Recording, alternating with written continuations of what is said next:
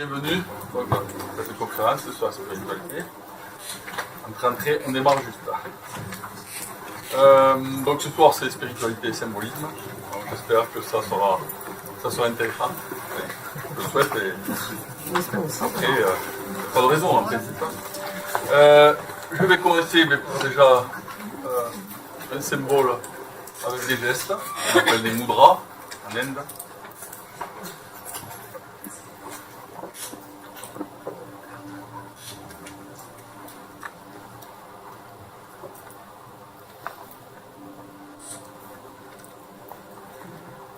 Symbole du ciel, symbole de la terre. Ce qui donne, ce qui reçoit. C'est la source et l'origine de toute spiritualité.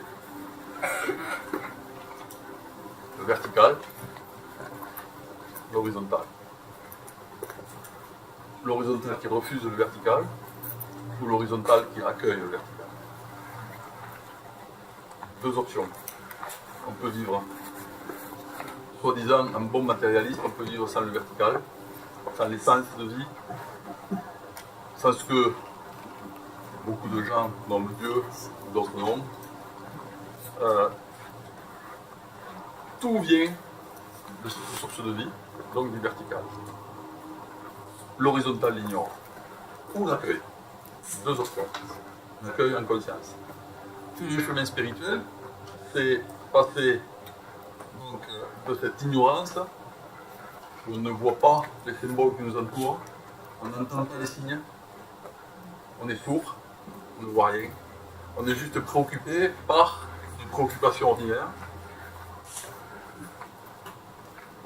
tellement plate, tellement bénigne, elle se ressemble pour nous tous, on a beaucoup de stress malgré tout.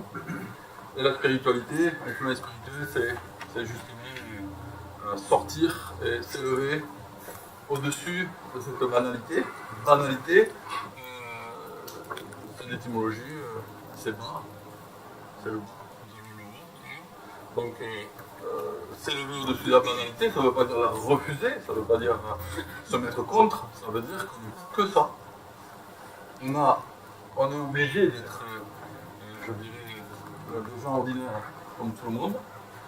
Parce qu'en fait, on vit dans un monde qui est là, et donc on doit absolument s'adapter. Si on ne s'adapte pas, on meurt. Donc si on est encore vivant, et que vous êtes là, et que vous avez su vous adapter, déjà c'est fort. Vous n'avez pas trop conscience. Donc en fait, il faut prendre conscience déjà de votre propre force à être là, vivant, et avoir déjà passé pas mal de tourmentes, et pas mal d'obstacles pour être encore là et pas être écœuré de ce que nous pouvons voir par ailleurs au niveau de la vie. Bon, vous avez gardé une lumière, quelque chose qui est toujours là pour être ravivé, renforcé et qui éventuellement font que chacun d'entre nous, nous pouvons nous élever et recevoir accueillir donc cette lumière, cette verticalité. J'espère que je ne parle pas trop comme un prêtre. Je ne savais pas comment j'allais introduire la soirée, donc voilà, c'est fait. Bon. Ça se fait en dehors de moi, donc c'est peinard. Pas besoin d'y être. Donc ce soir, c'est le symbolisme. Donc le symbolisme, vous allez voir, j'ai préparé un PowerPoint. Et on va suivre ce PowerPoint pour essayer de comprendre et de voir ce que ça peut représenter le symbolisme. Le symbolisme, ce sont des signes, ce sont des dessins, ce sont des schémas, mais qui ont un sens, à condition que l'on connaisse le sens. Donc, si on connaît le sens de certains signes, on peut les utiliser à dessein. Si on ne connaît pas le sens de certains signes, ils nous échappent et nous passons à côté sans voir qu'ils nous ont parlé. Voilà. Place au PowerPoint.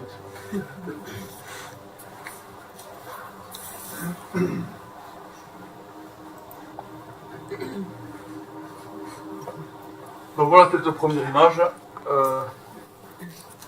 Voilà, Lumière. lumière. Ouais, ça c'est le langage aussi. Le langage des signes. Voilà. Ce soir on va essayer de parler, bien sûr, je vais parler avec des mots, mais on va essayer de parler avec des signes. Donc dans cette première image, cette première diapositive, j'ai tenu à faire un parallèle, disons, entre une planète, une étoile quelconque, le cosmos, je dirais, et une représentation symbolique, une rotondité symbolique d'une planète ou d'une étoile ou qui est censée nous parler. Voilà, donc pourquoi j'ai présenté ce dessin? Par hasard, parce que je l'ai trouvé beau, je ne comprends pas le sens, c'est pas grave, je l'ai trouvé beau. Des fois ça peut arriver, j'accepte. Je peux l'expliquer, mais c'est pas la peine. Le propos n'est pas là. Le propos, c'est la racine de symbole. Dans un symbole, en réalité, il y a bolos. Bolos, vous ne le trouverez pas sur Internet. J'ai essayé de le trouver. C'est un mot. Donc, les jeunes actuellement, ils disent le bolos, le bolos. Ça ne veut pas dire du tout cette origine-là. Cette origine-là, c'est la même racine que boule et que boule. Okay. Boule, bolos, boule. Et sem, ça veut dire semblable. C'est-à-dire qu'on l'écrit avec S, Y, M ou comme ceci. C'est la racine est la même et ça signifie semblable. Donc semblable à une sphère, une boule, un bol, quelque chose. Voilà. Donc un symbole, l'étymologie de symbole suit exactement ça. Le symbole a tendance à réunir. Donc son symbole numéraire, c'est le 1. Il a tendance à créer une unité, donc à réunir quelque chose. Alors que la racine de diabolique, c'est l'inverse, c'est-à-dire ça a tendance à diviser, à séparer. Mais les deux sont nécessaires. Hein, je ne dis pas ça c'est bien et ça c'est mal. Simplement, je le présente comme deux entités, si vous voulez, qui sont absolument nécessaires pour comprendre quelque chose. Donc simplement ces deux racines. Donc ensuite, ça va. Rapidement, on passe rapidement dessus. C'est pas un cours de grammaire ou de français ou autre. Simplement, voilà des synonymes de symbolique, du symbole. Donc l'archétype, le signe, signal, l'emblème, armoirie, héraldique, figure, image, dessin, schéma, représentation, diagramme, allégorie, métaphore, substitut, pictogramme, idéogramme, hiéroglyphe, modèle, système, idéal, totem, concept, logo, allusion, formule, amulette. Voilà, tout ça, ce sont des synonymes assez différents hein, du mot symbole. Hein, voilà, ils n'ont pas tout à fait la même connotation. On ne va pas rentrer dans les détails de la connotation de ces différents mots. Simplement, c'est juste une présentation. Vous pourrez les revoir ensuite sur Internet lorsque nous mettrons la conférence en ligne. Vous aurez tout le loisir de... Et là, ça a fonctionné. Non, mais c'est moi qui... Ah, d'accord. C'est trop fort. Non, c'est pas vrai. Non, c'est trop fort. C'est vrai? Ah, mais tu es à l'aise. Ah non, on est connecté. C'est magnifique. Voilà une première fonction, donc la fonction en rapport avec le symbole. Donc il y a une fonction sémiotique, ce sont des mots un petit peu savants. Sémiotique ou herméneutique, ça veut dire à peu près la même chose, c'est l'étude des signes et de leur signification. Donc en fait, les symboles permettent, on ne peut pas pour les comprendre, il faut les étudier. Voilà. Donc on les étudie et ensuite ils agissent parce qu'on les étudie. Ils peuvent agir aussi de façon inconsciente, mais on le verra, c'est une fonction plutôt magique, on verra ça. Fonction aussi révélatrice parce qu'elle va révéler une connaissance. Un symbole est là pour révéler une connaissance d'une civilisation ou autre. D'accord. Fonction exploratoire, donc le symbole permet de se mettre en recherche, puisqu'on va essayer de comprendre ce qui nous entoure, de comprendre les signes, donc on se met en recherche. Un chemin spirituel, c'est se mettre en recherche automatiquement, c'est-à-dire se mettre en quête, une quête en fait, une quête de connaissance. Hein, on a l'ignorance d'un côté, on a la connaissance de l'autre, et on se met en quête de cette connaissance pour comprendre un petit peu ce monde qui, avec seulement notre éducation classique, ordinaire, nous maintient dans une sous-couche, hein, dans une atmosphère qui ne nous permet pas de dépasser ça. Ouais, donc on reste un petit peu en deçà de tout ça. Donc ces fonctions de connaissance, c'est pareil.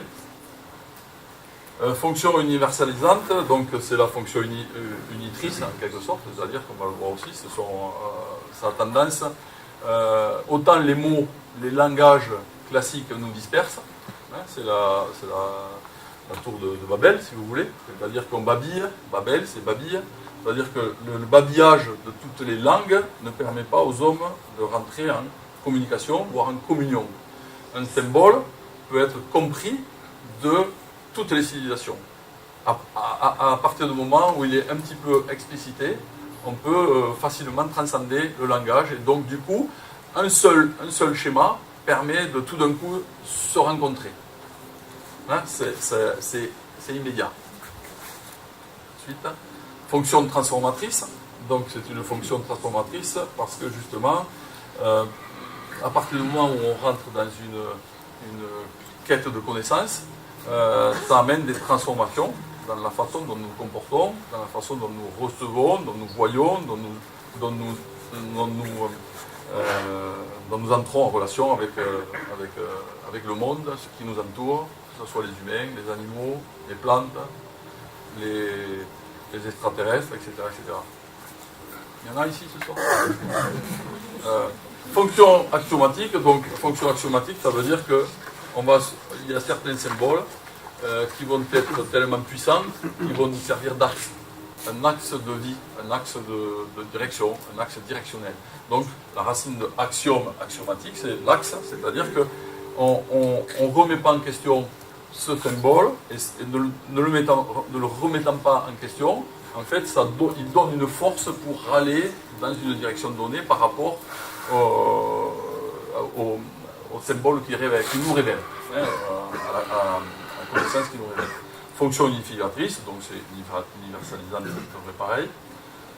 Fonction d'orientation, donc ça va donner, à partir du moment où ça donne un sens de connaissance, mais ça donne un sens de direction. Hein. Lorsqu'on dit, on dit à quelqu'un, tu as un certain bon sens, eh bien, c'est à la fois dans le domaine pratique, mais c'est aussi dans le domaine directionnel finalement. Hein, c'est-à-dire qu'on sait trouver les solutions dans telle ou telle direction par rapport à... Donc on sait s'orienter. Lorsqu'on s'oriente, hein, je ne sais pas si on le verra ce soir, mais la racine d'Orient est très importante par rapport à nous, qui sommes en Occident. Ici, c'est tout simplement le côté du soleil qui se couche, et donc le côté de la lumière qui meurt. Voilà. Donc Occident, en fait, c'est côté de l'Ouest, on est du côté de la lumière qui se meurt, et le côté Orient, étymologiquement parlant, hein, je ne parle pas des gens qui se trouvent en Orient ou des gens qui se trouvent en Occident. Dans les gnostiques, les connaissants, hein, de tout bord, qu'ils soient en Occident ou en Orient, se réfèrent à l'Orient intérieur, pas l'Orient géographique, mais l'Orient intérieur, parce que c'est l'Orient en fait qui nous amène cette lumière à nous. C'est-à-dire que c'est un symbole analogique de cette lumière que l'on accueille et qui va nous amener vers notre propre lumière. Fonction imaginaire, si vous voulez, ou imaginale, c'est très important et c'est d'ailleurs très orienté ou très oriental aussi. Et à partir du moment où vous comprenez un symbole, ça va déclencher tout un tas de compréhensions et qui vont se mêler à des images et à un imaginaire fécond, donc créateur. Hein, c'est-à-dire que ça peut déclencher chez chacun de nous, ça peut ouvrir des portes, si vous voulez, et vous amener vers voilà, des possibilités, des capacités créatrices. pour l'instant, je passe juste rapidement. Alors, fonction magique, oui, depuis la nuit des temps, les amulettes, les symboles servent à conjurer un sort, servent à protéger, etc., etc. Donc, en fait, depuis la nuit des temps, depuis le Sapiens et même avant, donc depuis des milliers d'années, des centaines de milliers d'années, l'homme a compris qu'il était en capacité de créer des abstractions que sont les symboles et de représenter dans le symbole la force qu'il souhaitait voir apparaître dans son entourage. Voilà. Donc en fait, c'est comme si vous introjetiez dans un symbole toute la puissance que vous cherchez à réaliser. Et donc le symbole va être le garant ou va récupérer cette puissance. Et donc chaque fois que vous allez présenter, vous allez être en communion, en communication avec ce symbole, vous allez obtenir magiquement la puissance de ce symbole. Donc ça a toujours été, chez les Égyptiens, chez les Africains, dans tous les peuples anciens, depuis la nuit des temps, le symbolisme était aussi une magie. Dans la racine magie, il y a aussi la même racine que image. C'est pareil. C'est-à-dire que c'est l'image qui va créer une magie. Ensuite, c'est tout. C'est bon. Tu passes là. Oui, est-ce que. Médiatrice, oui. Fonction médiatrice. Alors, fonction médiatrice, oui, parce qu'en fait, le symbole, il va intercéder auprès des instances supérieures, je dirais. C'est-à-dire qu'il va permettre, non pas d'atteindre directement l'esprit, mais il va permettre de communiquer avec son propre être, si vous voulez, ou avec d'autres entités spirituelles. Donc le symbole va vous servir de fonction médiatrice dans le sens où il va créer un médium entre ce que vous ne comprenez pas, mais ce que le symbole représente, c'est-à-dire que finalement notre état ordinaire, et ce que nous ne sommes pas ou ce que nous ne percevons pas, le symbole va créer un lien, un intermédiaire entre le ciel et la terre, si vous voulez. Entre les mondes invisibles et les mondes visibles. Ensuite, fonction pédagogique, il en reste finalement. Voilà. Vous voyez qu'il n'en restait pas. Donc fonction, oui, c'est vrai, il reste encore ça. Il y a encore d'autres. Donc fonction pédagogique, oui, effectivement, on va pouvoir, grâce au symbolisme, on peut obtenir des méthodes très performantes pour enseigner et donc pour amener les gens à se transformer. Voilà, donc le symbolique, pourquoi? Parce que avec peu de mots, mais un schéma qui soit à la fois simple et à la fois profond dans sa signification, ben, vous pouvez amener rapidement quelqu'un à se réorienter différemment. Et vous-même en premier. En tant qu'enseignant, bien sûr, vous cherchez ça, mais en tant que par rapport à vous, en fait, on est chacun les premiers concernés. Donc fonction pédagogique et fonction dynamique. Une fonction dynamique, c'est-à-dire à partir du moment où il vous donne un sens, qu'il vous donne une force, eh bien, il va vous entraîner vers ce que ce symbole reflète et vous signifie. Okay, donc il va vous dynamiser finalement au bout du compte. Et la dernière, donc c'est la fonction thérapeutique. Donc lorsque on comprend bien, on se soigne. Donc, pour ma part, au plus haut de toutes les médecines, c'est la médecine spirituelle. Au plus haut. Les autres médecines sont toujours en dessous. Donc c'est la médecine spirituelle et la médecine de l'information. Et ensuite, ce sont des médecines plus énergétisantes, plus basses, qui viennent prendre le relais ou aider dans une fonction thérapeutique.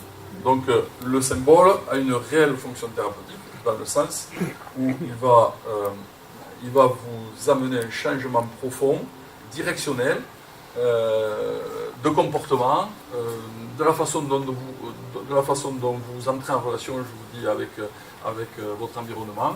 Et donc il va, en vous dynamisant aussi, il va vous permettre de retrouver une certaine vitalité et de retrouver finalement un sens à la vie. Ça va jusque-là? C'est pas trop compliqué. Donc voilà, vous voyez un petit peu toutes ces fonctions, c'est assez énorme. Alors, dans cette deuxième diapositive, ça suffit, voilà, très bien. C'est juste pour montrer un ensemble de symboles. Hein, donc, vous voyez, ça peut être la main de Fatma, ça peut être une croix, ça peut être le symbole. Qu'est-ce que c'est le symbole des poissons? Et plus. Vous voyez, donc c'est chrétien. Hein, c'est le symbole des chrétiens. Pourquoi? C'est à l'ère des poissons. Donc, l'ère des poissons, donc le symbole, un seul poisson, ça représente le chrétien. Le Taji, donc le yin et le yang, si vous voulez, l'étoile. Ça, on va le voir après, la svatika ou la croix gammée, une croix cerclée, une croix à branches égales cerclée, etc., etc., le chandelier, etc., des représentations celtiques, des doubles croix gammées avec les positions intermédiaires, la roue du samsara, si vous voulez, l'octuple sanctier des bouddhistes, etc., etc. Là aussi, on retrouve un symbole qu'on appelle Shō en Chine, qui est un symbole aussi de bonheur, mais qui représente le vertical et l'horizontal entremêlés dans ce symbolisme, qui est pas mal. La croix chrétienne classique. Après, on retrouve des symboles de l'astrologie. Hein, donc tout le bas, ce sont des symbolismes qui représentent Mercure, le lion, pas le capricorne, le bélier, c'est ça, le bélier, etc. Voilà, capricorne, c'est l'autre. Donc, ça, par exemple, voilà, vous avez celui-là, c'est la Terre, et l'autre, c'est Vénus. L'autre, c'est Mercure, au bout. Voilà, Vénus et Mercure. Voilà, ce sont des symbolismes astrologiques. À base de quoi? Vous voyez, la plupart, on voit que c'est circonscrit, c'est ça, circonscrit dans un carré, un cercle la plupart du temps. Donc vous voyez, il y a souvent soit triangle, soit cercle, soit carré, et il y a souvent les trois qui peuvent composer aussi le fameux symbole. Hein. Ils peuvent être vus en vision statique. Par exemple, un symbolisme tel que la croix, telle qu'elle est là, c'est une vision spatiale, si vous voulez, et statique. Si vous mettez, ce qu'on va voir maintenant, vous mettez des branches qui amènent une direction à cette croix, à ce moment-là, vous donnez une signification dynamique à cette croix. Hein, c'est-à-dire vous l'installez dans une sorte de dynamique qui emprunte à la croix à la base, mais qui va développer une dynamique différente. La suite. Voilà, alors on retrouve...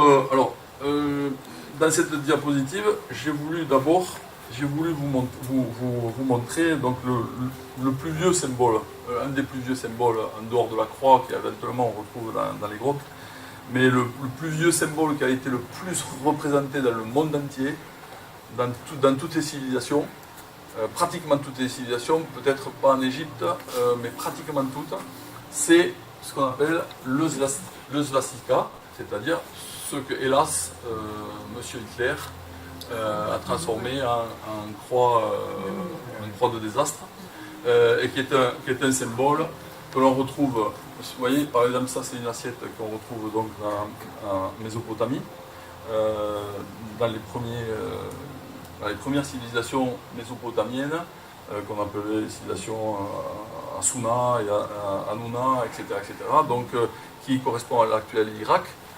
Cette assiette, elle a environ pratiquement 8000 ans, hein, donc elle représente, vous voyez, cette croix, cette svastika, hein, ce svastika, puisque c'est masculin, il paraît. On a envie de lui donner du féminin, mais jusqu'à preuve du contraire, c'est masculin. C'est entouré, donc c'est svastika, d'autres symbolismes. Vous voyez le symbolisme poisson autour, dans un aspect fluide comme l'océan autour, et puis quatre sortes d'oiseaux tout autour. ça représentait, alors on a appelé ça, le swastika, on l'a appelé roue solaire, ou roue de vie. Hein, donc ça représente un mouvement à partir de 4 orients, donc à partir d'une délimitation spatiale du nord, du sud, de l'est et de l'ouest. Il y a une sorte de cycle de mise en mouvement, et donc le swastika représente cette mise en mouvement. Donc vous voyez, c'est très très très très ancien. On va retrouver là aussi ce symbolisme, vous voyez, en Grèce aussi, donc au 8e siècle avant notre ère. Hein, donc vous voyez, avec pareil, 4 swastikas. Alors étonnamment, il y en a qu'une sur les 4 qui tourne dans l'autre sens. Et il y en a 3 qui tournent dans le même sens et une qui tourne dans l'autre sens. Alors, on a eu dit, sur le plan populaire, on a eu dit que si ça tournait dans un sens, c'était bénéfique, si ça tournait dans l'autre sens, c'était maléfique. Voilà. Et c'est une déformation, ça n'a rien à voir avec un côté bénéfique, un côté maléfique. Il y a 2 sens, et ces 2 sens, en fait, sont complémentaires et sont nécessaires l'un à l'autre. Ce n'est pas uniquement, on le verra aussi pour cette conférence, les deux sont souvent représentés, par exemple au Tibet, sont représentés l'un à côté de l'autre. C'est-à-dire il y a un sens et il y a un autre sens. Platon disait, en son temps, il y a le sens du même et il y a le sens de l'autre. Donc ça veut dire il y a un sens commun, il y a un sens qu'on entend chez les albigeois, ce qu'on appelle des cathares. Il disait il y a un trobar plan, c'est-à-dire un trouvé facile, et un trobar léo, un trobar close, c'est-à-dire un trouvé difficile. Hein, donc il y a le sens qui nous apparaît en premier et le sens caché qui est pour ce qu'on appelle des initiés. Lorsque vous connaissez une signification profonde d'un symbole, vous êtes initié à la signification profonde de ce symbole. Lorsque vous ne connaissez pas la signification profonde de ce symbole, vous êtes simplement, vous répétez ce que le commun des mortels se répète de façon ordinaire. Il y a toujours 2 sens dans tout symbole. Vous-même, vous voyez, en Gaule, 5e siècle avant notre ère, donc vous voyez, ça n'a rien à voir avec Hitler, tout ça, c'est très ancien. C'est certainement en rapport avec les peuples aryens, certainement, pour certains, et c'est pour ça que Hitler l'a repris, et là, ça en a fait un symbole antisémite, parce que, si vous voulez, depuis la nuit des temps, il y a toujours eu un combat,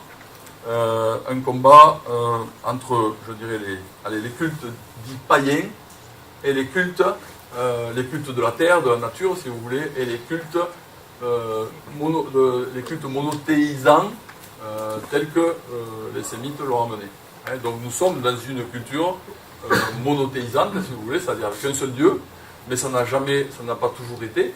Hein, et donc il y a jusqu'à encore 1000 ans en arrière, ces deux forces se combattaient très durement et l'une n'avait pas encore remporté la bataille par rapport à l'autre.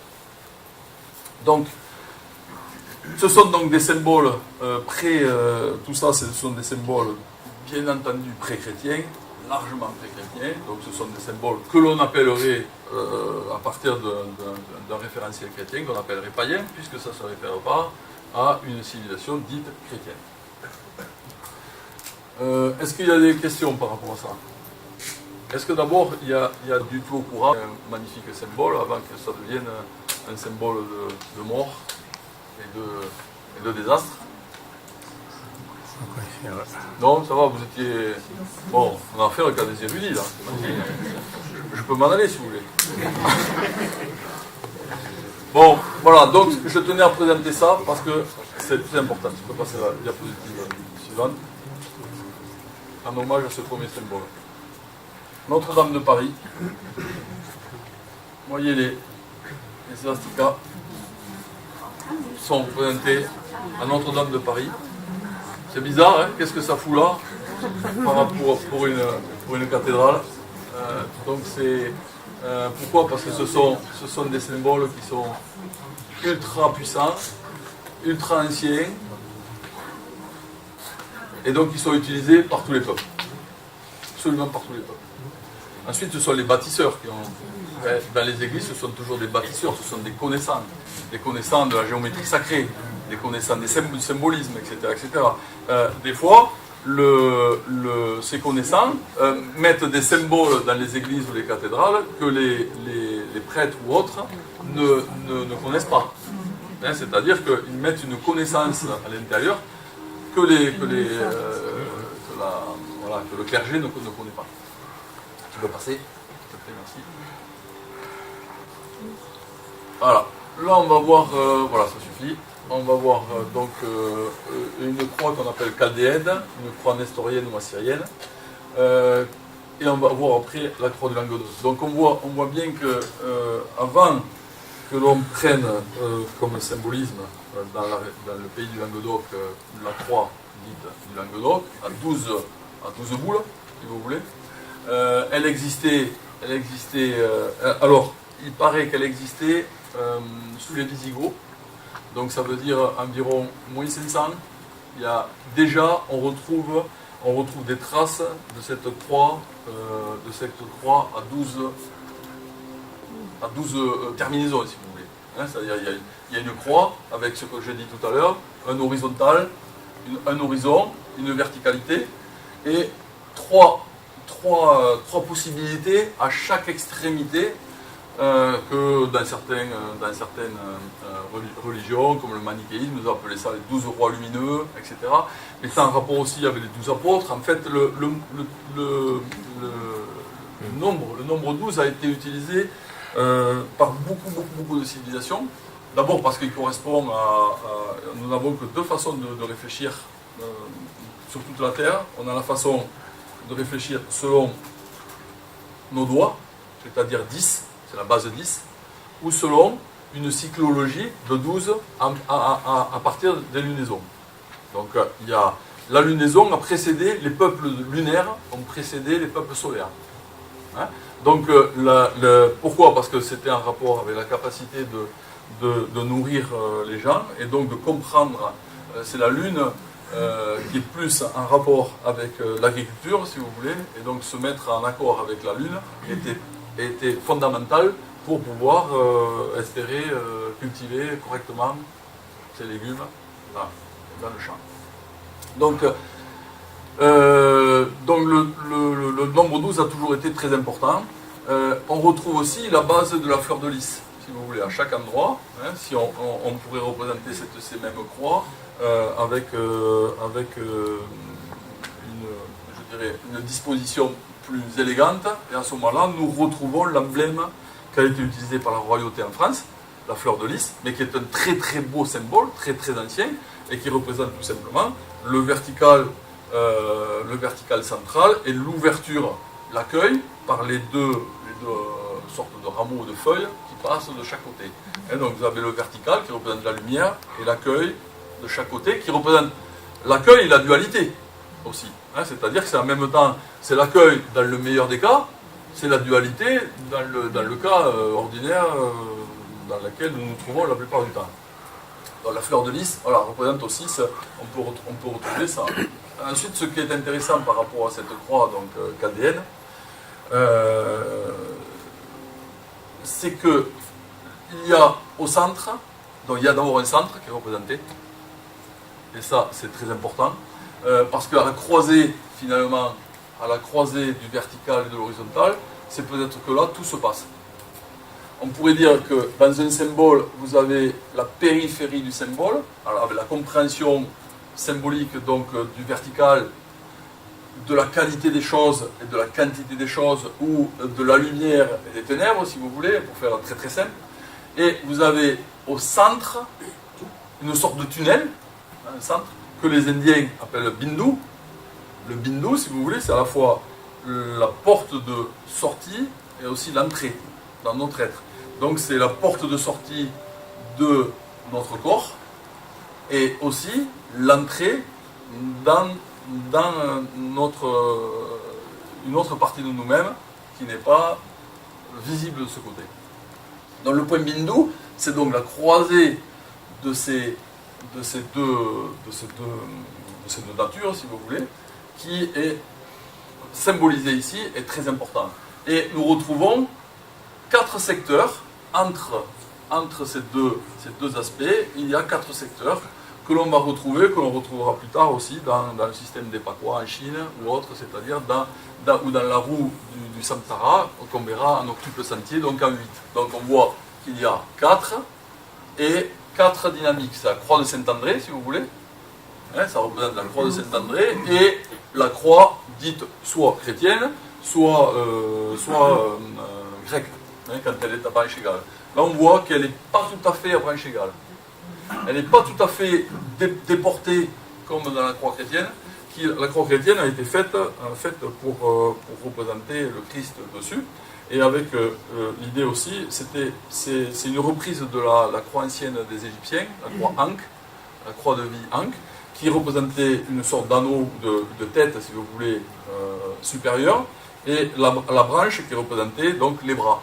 Donc la croix chrétienne a été plus ou moins calquée sur cette idée de la croix égyptienne Ankh. Là, on retrouve l'idée des apôtres, des disciples, avec ceux qui sont en périphérie et ceux qui sont centraux. Et là, avec aussi donc, je dirais, une nouvelle naissance ou l'accueil d'un nouvel être, qu'on retrouve aussi en alchimie taoïste, avec l'idée qu'on est là pour fabriquer, en fait, il y a deux façons de naître. On est tous nés du ventre d'une mère. Ça, c'est la naissance charnelle, la naissance ordinaire, la naissance terrestre. Et nous sommes là pour essayer de renaître à notre essence spirituelle. Donc, un chemin spirituel, c'est justement enclencher des forces qui vont faire que vous allez vous déterminer à renaître d'un point de vue d'une autre nature, si vous voulez. Pas de la nature classique, banale, ordinaire, dans laquelle nous sommes tous et nous pataugeons tous, hein, avec plus ou moins de difficultés, dans cette dualité, si vous voulez. Et nous essayons donc tous de trouver la lumière et ce point qui fait qu'il y a annulation, ce point central, c'est comme un zéro, qui annule cette dualité et qui nous fait retrouver notre essence spirituelle. Voilà, donc tu peux passer la suivante. Voilà, donc on retrouve donc notre fameuse ici la croix occitane. Et vas-y, continue encore une fois.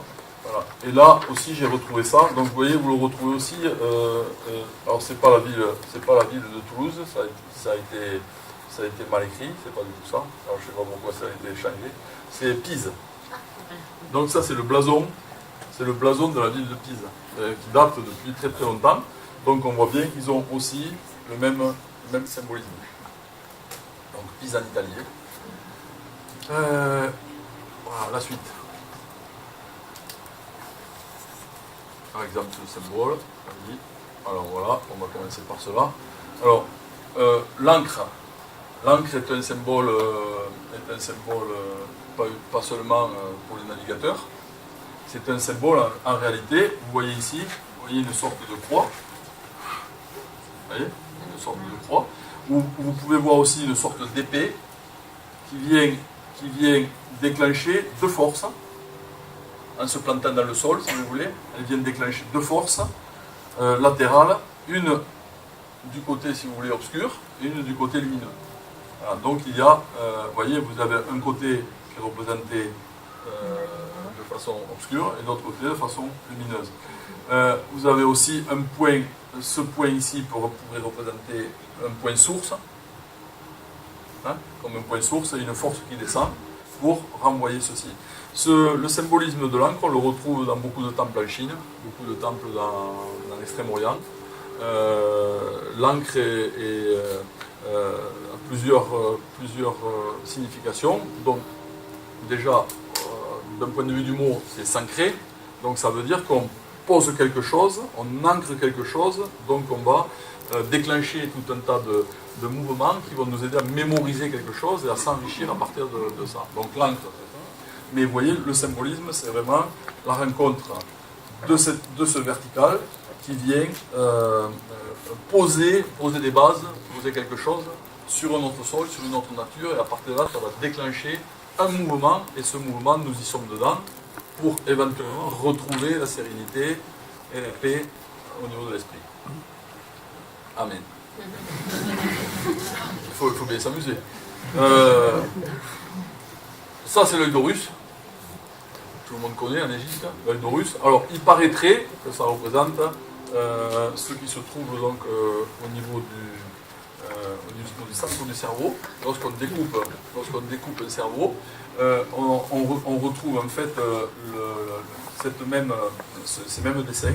Et donc, ça correspondrait à deux glandes très importantes aussi de notre cerveau, la glande d'hypophyse et la glande épiphyse, la pinéale et la pituitaire. Et donc, l'œil d'Horus, qui est absolument représenté différemment, mais qui est représenté chez les francs-maçons, par exemple, en haut d'une pyramide, au-dessus d'un pyramidion, dans le pyramidion illuminé, correspond au troisième œil. Donc en Inde, Ajna. Là, on retrouve la fleur de lys, verticale. L'arc aussi est très important, parce qu'en fait, il va représenter là aussi un montant plus ou moins vertical, mais mis en tension par rapport à une force, et ça va créer un mouvement horizontal. C'est exactement, je dirais, le principe même inhérent à tout le dynamisme de la vie, c'est-à-dire qu'il faut, pour déclencher un mouvement, il faut qu'on ait un intérêt à déclencher ce mouvement. Donc on appelle ça un télos, c'est-à-dire qu'il faut qu'on ait un but. Voilà. Si on n'a pas de but dans la vie, on n'a pas d'énergie qui approche. Par exemple, quelqu'un qui n'aurait pas de but, mais vraiment aucun but dans la vie, c'est-à-dire qu'il serait vraiment en quête de rien, eh bien, il resterait totalement plat. Il ne pourrait pas se mettre en mouvement, parce que il se mettra en mouvement de quoi?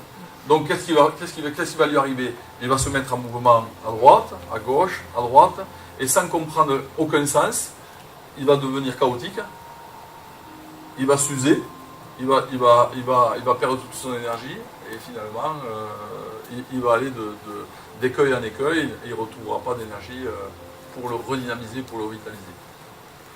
Ça arrive souvent, hein, dans la jeunesse, par exemple, il y a beaucoup de jeunes qui sont dans une perte complète de sens, de symbolisme. Vous voyez ce qui se passe à l'heure actuelle.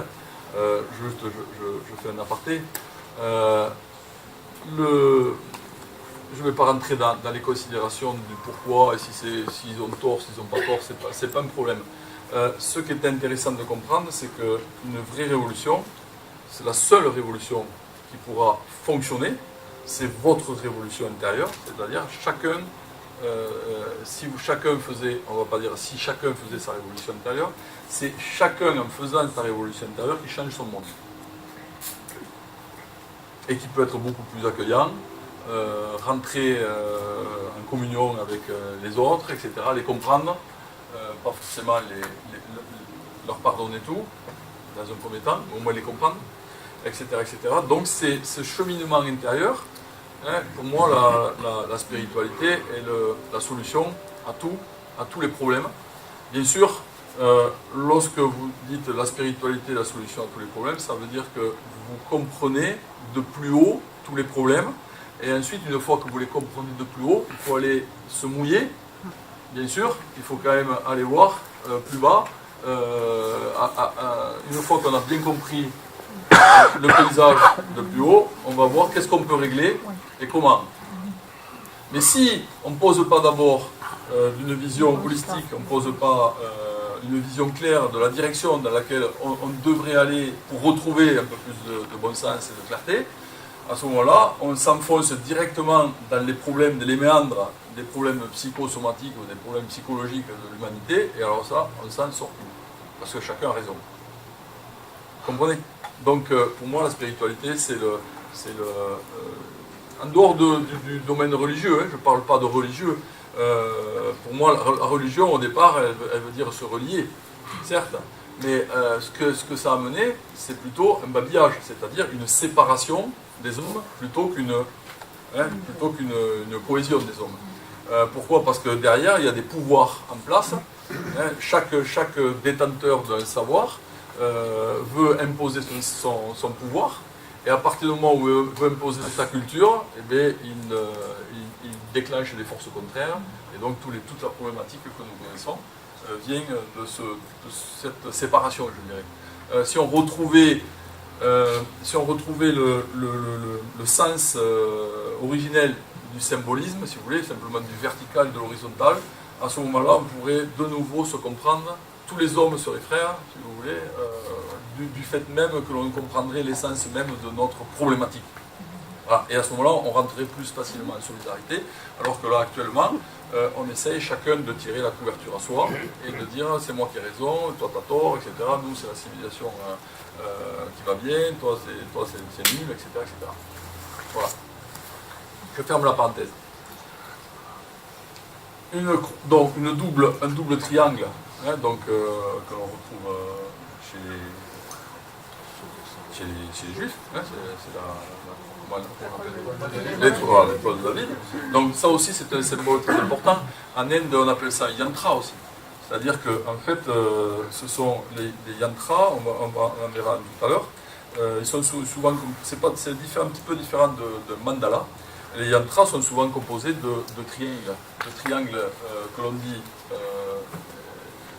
point en haut, et qu'on appelle ça évolutif ou involutif, ou masculin, féminin.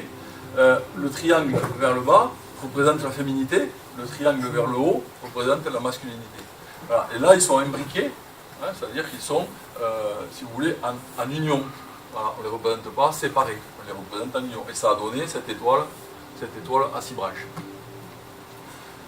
Ça, c'est la même base, c'est une base 6, et on appelle ça une fleur de vie. Hein, donc c'est un symbolisme très ancien qu'on retrouve en Chine, on retrouve en Égypte, on retrouve partout. Donc c'est un symbolisme très très important, qui fait partie aussi de la géométrie sacrée. Là aussi, c'est donc ça représente un centre et 8 directions, donc une croix plus la croix de Saint-André, on retrouve le même symbolisme, et un cercle qui représente donc un mouvement. Voilà. Si on représente sans le cercle, on perd l'idée du mouvement, à partir du moment, et on perd aussi l'idée de l'unité. À partir du moment où vous cerclez ces différentes branches, vous avez une idée sous-jacente d'unité. Par l'annulation, parce que le cercle c'est un zéro, il annule les différences et il a tendance à unifier par annulation. Pas par préférence, par annulation. Vas-y, on continue. Là, on va retrouver le caducée. Le caducée est très important. Donc ici, ça va, vous voyez. Donc le caducée est très important parce qu'en fait, c'est le bâton central. Alors ça a été repris donc, par les médecins, hein, mais ils ont surtout repris le bâton d'Esculape qu'on appelle, l'archépios, c'est-à-dire avec un seul serpent. On le voit maintenant, jamais représenté pour la médecine avec les 2 serpents.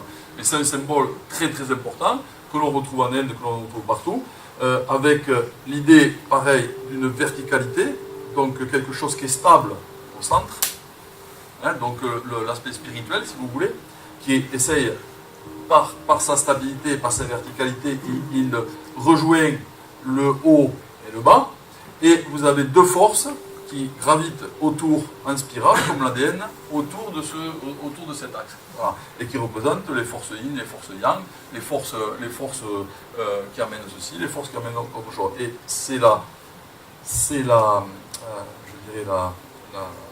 le fait qu'il y en ait 2, qu'il y a un dynamisme qui s'effectue entre des forces qui sont constructives et des forces destructives, les 2 étant nécessaires. Les ailes du caducée représentent donc, le haut, si vous voulez, ça représente le ciel, et là, les forces de terre qui remontent. Voilà. Et donc, il y a une union entre tout cela. Ça, c'est un dorje, donc c'est tibétain.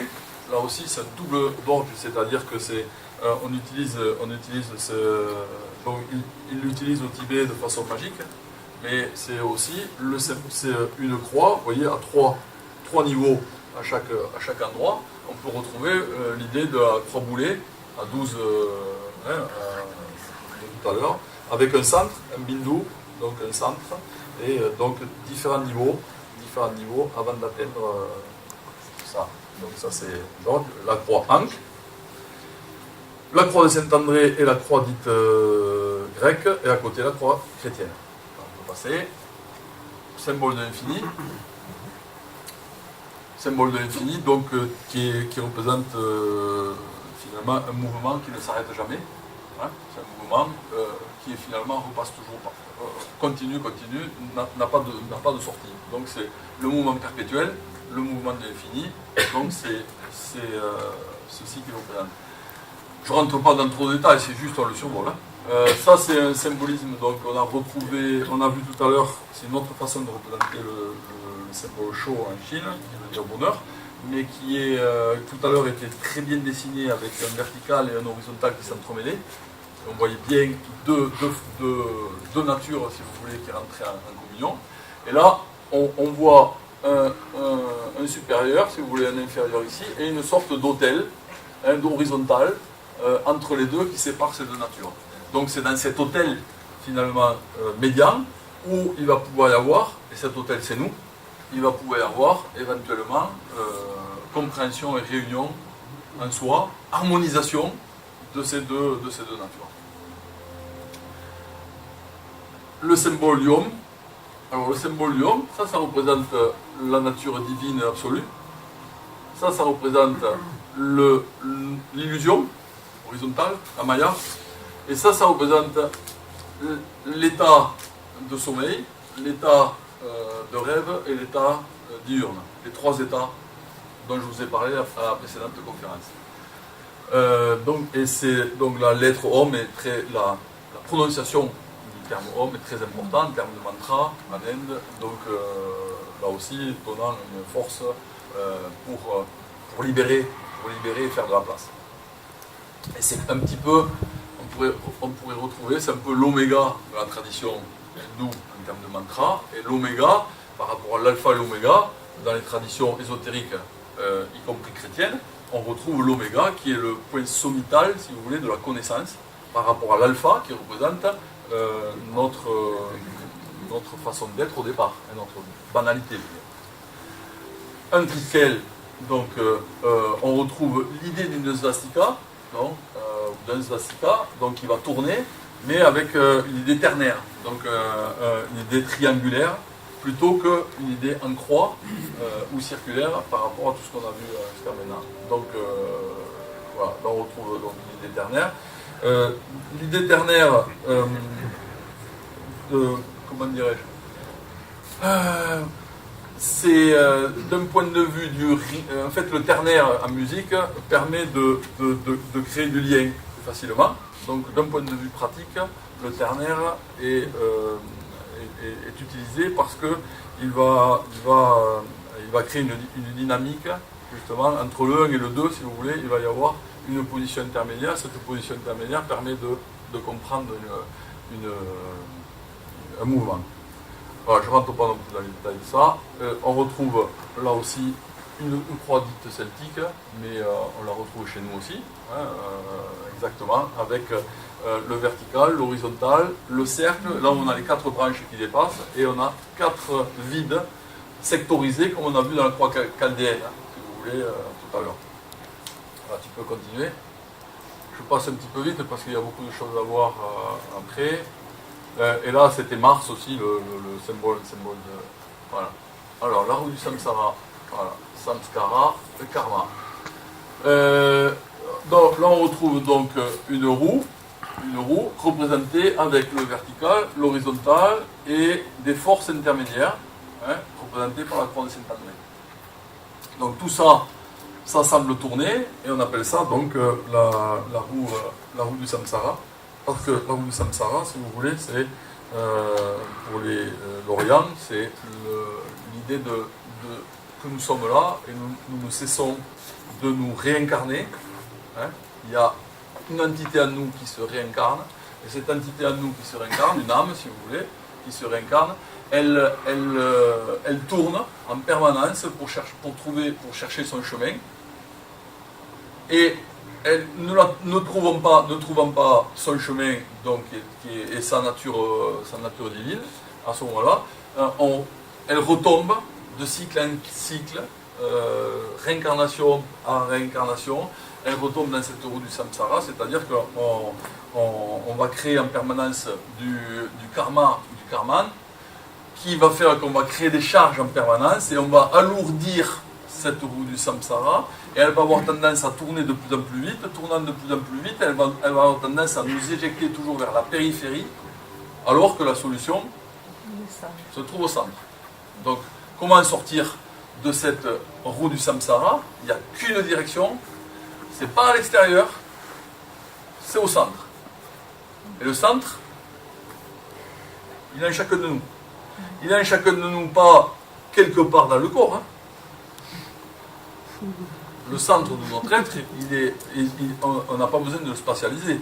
On peut le spatialiser lorsqu'on fait par exemple une pratique méditative. À ce moment-là, on se le représente comme étant à l'intérieur d'une présence que l'on situe par rapport à un corps qui est vivant là, mais en réalité, il n'y a pas de localisation. Mais c'est le centre de nous-mêmes. Comment arriver à ce centre? Comment sortir, se sortir de ces forces qui nous emprisonnent et qui nous excentrent en permanence? Comment donc se libérer pour retrouver cette direction centripète, cette direction qui va nous amener vers notre centre, alors que tout est fait pour nous excentrer. Ok? Donc avec et pas quoi, c'est tout simplement, pour ceux qui ne connaissent pas, c'est un agencement de trois traits qui sont soit pleins et qu'on appelle yang, soit ouverts ou brisés qu'on appelle yin. Pourquoi? Parce qu'à la base, le yang, comme j'ai représenté tout à l'heure, pour que, si je représente un très vieux symbole qu'on appelle le tau, ou ce symbole qu'on avait chez les anciens peuples aussi, c'est un T à l'envers. Ça veut dire que vous avez, comme tout à l'heure dans l'encre, si vous voulez, vous avez une verticalité qui s'appuie sur une horizontalité, qui semble s'appuyer sur une horizontalité ou semble se planter dans une horizontalité. Et cette horizontalité, lorsque elle se trouve dans cette position-là, n'est pas en accueil parce qu'elle est pleine, si vous voulez. C'est-à-dire que là, cette horizontalité représente un empêchement ou une résistance à cette verticalité.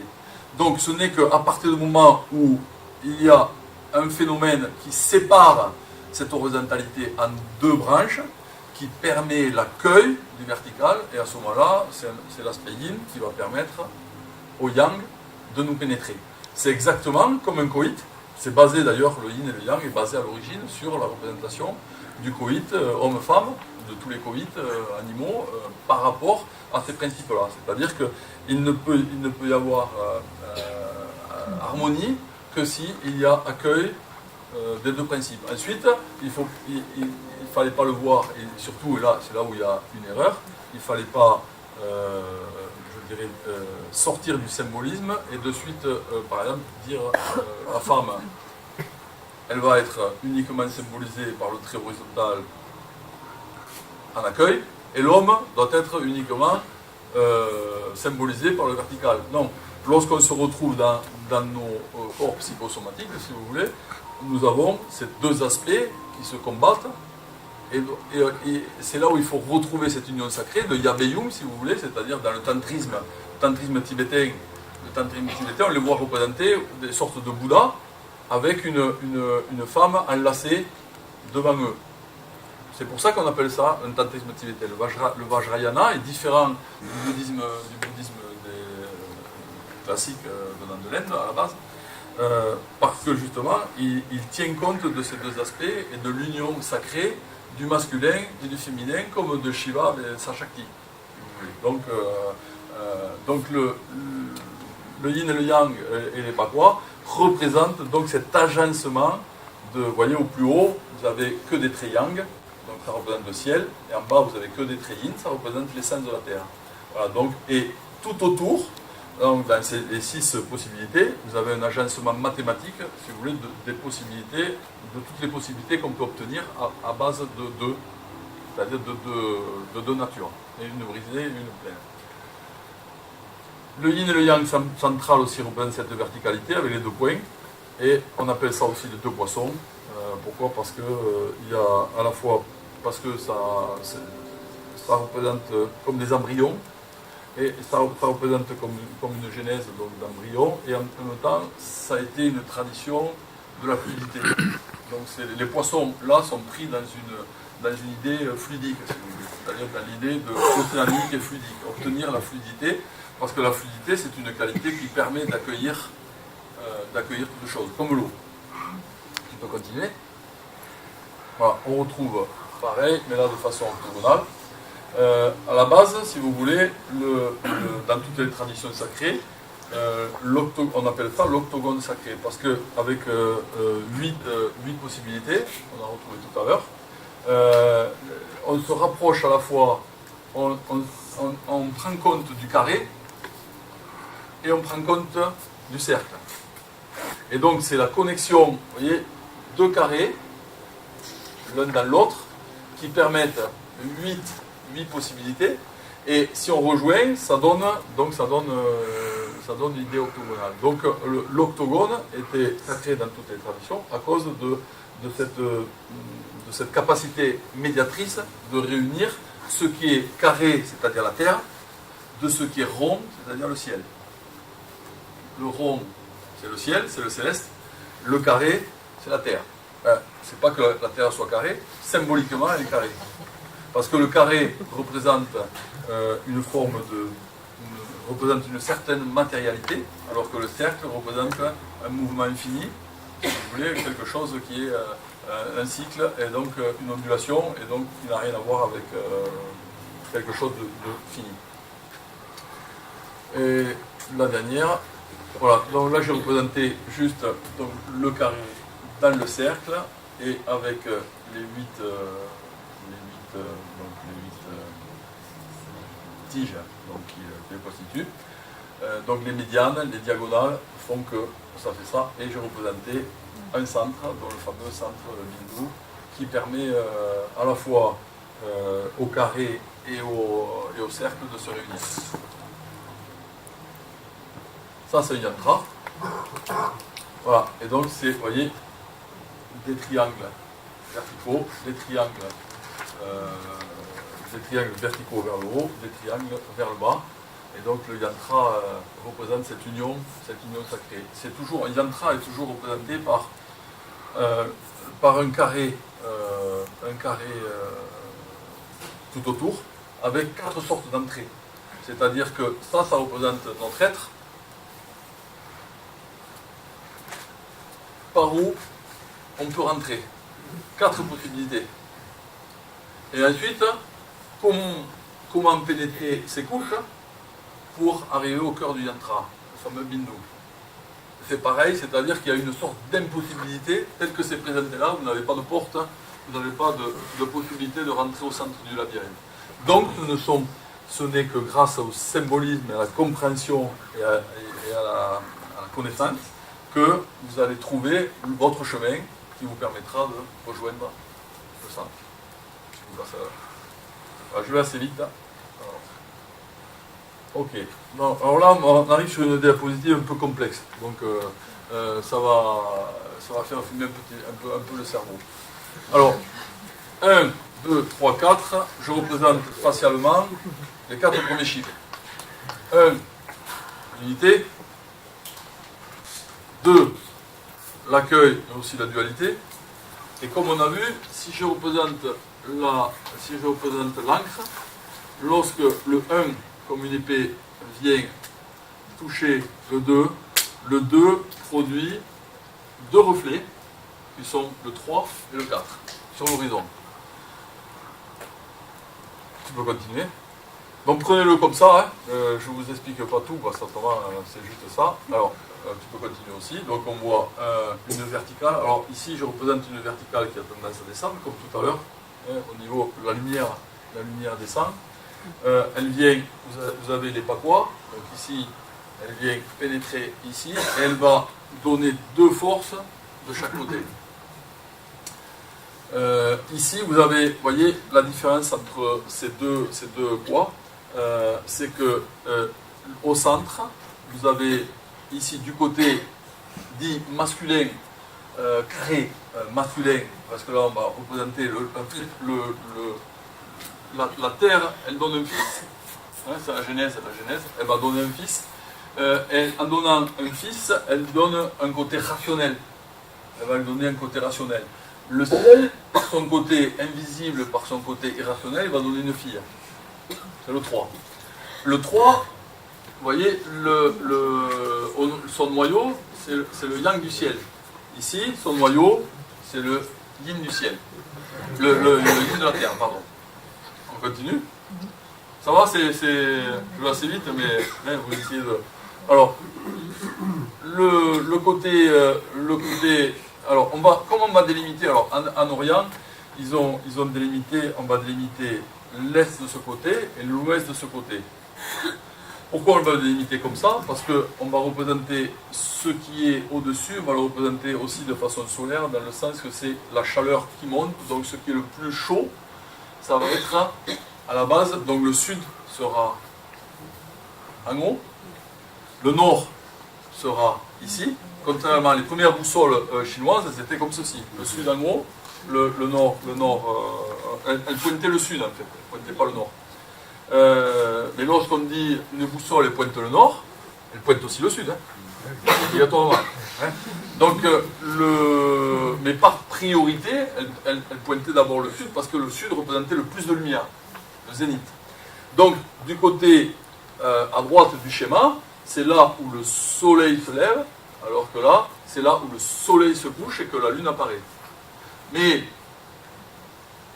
là-haut, j'ai représenté une étoile. L'étoile, on ne peut pas la voir tant qu'il fait jour. C'est la rationalité. Donc la rationalité directe, comme ça, simple, masculine, je dirais, que ce soit pour les hommes ou pour les femmes, ne nous permet pas de comprendre le ciel. On est obligé, à partir du moment où on rentre dans une recherche, d'attendre la nuit, si vous voulez, pour voir le soleil briller, la nuit s'étoiler. Hein. Donc la lumière, l'étoile représente là aussi symboliquement, ça ne représente pas, c'est la différence. Le soleil qui est une étoile, c'est une étoile qui est trop proche de nous et qui rentre en fonction avec la Terre. Rentrant en fonction avec la Terre, elle ne représente pas le divin. Bien que l'astre solaire ait été utilisé dans tous les peuples pour représenter aussi le divin. Mais l'astre du jour, il reste trop attaché, si vous voulez, par rapport à la vie terrestre. L'étoile, apparemment, n'a rien à voir avec la vie terrestre, de façon immédiate, comme ceci. Donc cette étoile, elle représente symboliquement la spiritualité, si vous voulez, donc l'esprit, la lumière que l'on ne peut pas posséder. Hein, le soleil, on va essayer de faire en sorte de maîtriser par différents moyens au niveau terrestre la force du soleil par rapport à la Terre, donc créer de l'ombre pour pouvoir vivre, etc. etc. Hein, mais les étoiles, quelque part, on ne peut pas les apprivoiser. Tu peux continuer. Alors oui, en bas, donc oui, la source de l'ordre, lumière cohérente et information. Et en bas, c'est la matrice énergétique, mater, c'est la racine de matière. Formation et cordon ombilical. J'ai rajouté cordon ombilical parce que il y aura aussi dans ce schéma d'autres cordons. Donc en fait, ça représente la naissance de chair. À partir de là, c'est la mère. La mère Terre, en fait, donne naissance à tout ce qui vit dessus. Et la femme va représenter, bien sûr, la mère Terre, hein, dans sa capacité, justement, à engendrer à nous engendrer, au niveau charnel. Donc le cordon ombilical sera très important. Donc nous sommes en quelque sorte comme la Lune est rattachée à la Terre par une sorte de cordon, et le Soleil est rattaché aussi à la Terre par une sorte de cordon. Donc que ce soit le côté masculin, que ce soit le côté féminin, il y a une interdépendance par rapport à la mère qui nous a enfantés. D'où l'importance aussi, alors sur le plan écologique, bien sûr, de faire en sorte de ne pas d'être trop irrespectueux par rapport à ce bolos, à cette boule qui nous a fait naître et nous maintient en vie. Alors, lumière indirecte, donc nocturne, et lumière du jour. Donc bien sûr, la lumière de la Lune, vous savez bien que c'est une lumière indirecte, c'est-à-dire qu'elle nous apparaît d'abord dans ses différentes phases, donc elle n'est jamais pareille, elle change de forme, et ensuite elle est le résultat direct entre l'astre du jour et la projection sur la Terre qui fait que c'est un jeu d'ombre, si vous voulez, c'est-à-dire c'est comme un jeu d'ombre, c'est comme les théâtres d'ombre. C'est une lumière qui est projetée à un certain endroit qui permet une ombre, et donc la Lune, elle se comporte comme une ombre, c'est-à-dire qu'elle va changer de luminosité selon la position du Soleil par rapport à la Terre. Ensuite, alors j'ai rajouté le sujet, après tu peux mettre l'objet en bas, voilà, d'autres j'ai rajouté aussi Odos, voilà, on va voir, je vais expliquer Odos et Logos. On va voir là aussi, tu peux rajouter le reste en bas. Voilà, objet, encore, et bolos. Voilà. On retrouve ce fameux bolos, le symbole, et ce qui s'y oppose et ce qui le complète, c'est odos. Odos, ça a donné, si vous voulez, c'est la même racine, en fait, la racine de bolos c'est bas, la racine de odos est haut. Odos ça a donné méta-odos, méthode. La racine de méthode, on va le voir tout à l'heure.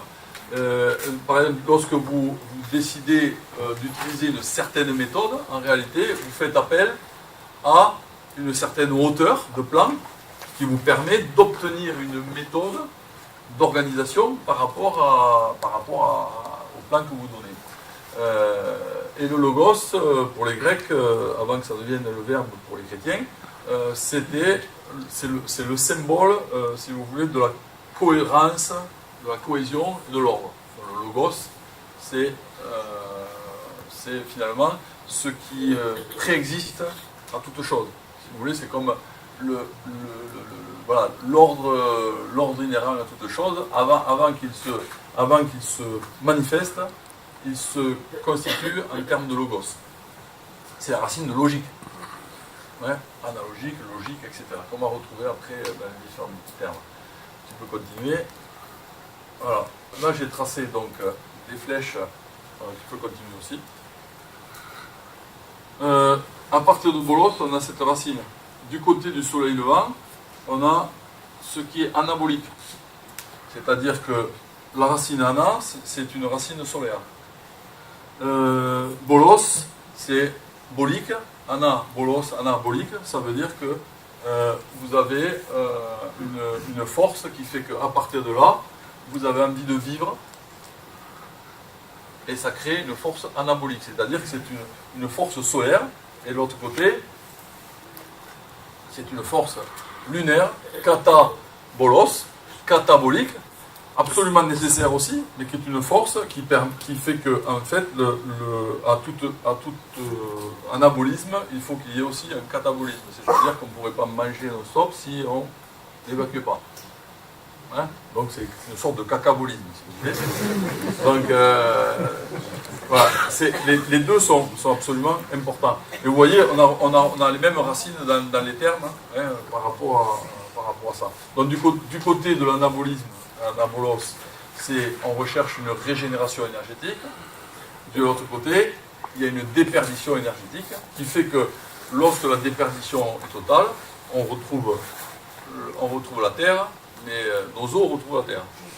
Hein, c'est-à-dire qu'il y a une séparation des éléments qui nous ont constitués et le côté corporel, objectif, se retrouve de ce côté-là. C'est-à-dire qu'il n'y a plus les liaisons énergétiques pour permettre à un être de vivre sur le plan terrestre. Donc tout ça, tout le bas, concerne le domaine énergétique. C'est-à-dire on a besoin d'énergie ici pour vivre par rapport à cette interdépendance Lune, Terre, Soleil. De l'autre côté, on va retrouver, tu peux mettre l'autre aussi, voilà, on va retrouver l'idée de métaphysique et de métaodos. C'est-à-dire que du côté donc, de l'astre du jour, qui cherche, finalement, il y a une lumière là qui cherche à retrouver son origine stellaire plutôt que solaire. À ce moment-là, il y a une idée métaphysique ou méthode de métaodos, de métaphysique, qui permet à partir d'une forme de rationalité banale là, de trouver le sens au symbolisme, le sens à la connaissance, qui fait qu'il va y avoir un mouvement élévateur qui veut nous faire retrouver notre origine, aller vers cette fameuse unité. Et de l'autre côté, lorsque cela descend vers le côté lunaire, en fait ça devient une forme spirituelle, mais une forme spirituelle animique, qui fait que ça va être l'origine de notre psychologie, et nous allons déclencher toute une batterie moralisante et de mœurs, c'est-à-dire d'habitudes qui font qu'on va déclencher tout un tas de civilisations à partir de ce mouvement descendant du ciel vers la Lune.